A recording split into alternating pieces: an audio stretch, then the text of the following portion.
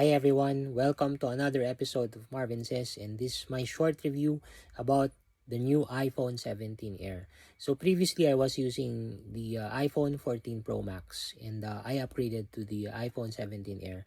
Let's talk about the form factor first. The iPhone 17 Air compared to the iPhone 14 Pro Max is thin and it's light, okay? Again, thus having the air. Okay, now let's go with the battery. The iPhone 14 Pro Max, in terms of its battery size or type, is bigger compared to that of the iPhone 17 Air. I just don't know what's the reason why I'm just charging once lang, okay, when I'm using the iPhone 17 Air. With the iPhone 14 Pro Max before, I was charging twice a day, okay?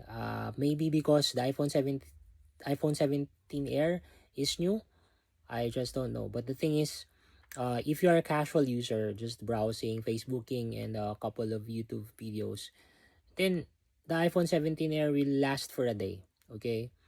Now, let's talk about the camera. Obviously, it's a downgrade from the iPhone 14 Pro Max because ang 14 Pro Max, meron siyang tatlong camera. You have the main camera, the telephoto camera, and then the ultra-wide camera. Compared to the iPhone 17 Air, which only has the main camera. But the thing is, I realized that I really don't need no two cameras, the telephoto and then the ultra wide.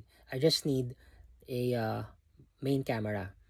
Okay, in terms of its front facing camera, the iPhone 17 Air tops the iPhone 14 Pro Max front facing camera kasi mas malinaw ngayon ang iPhone 17 Air front facing camera. Okay, now para kanino ang iPhone 17 Air? Number one, if you want a refreshed iPhones, a new look to the old Apple iPhone offerings, then go with Air.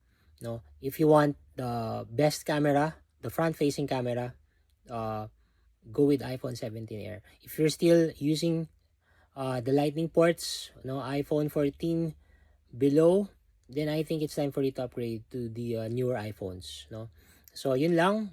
Maraming salamat and ingat po tayong lahat. Bye.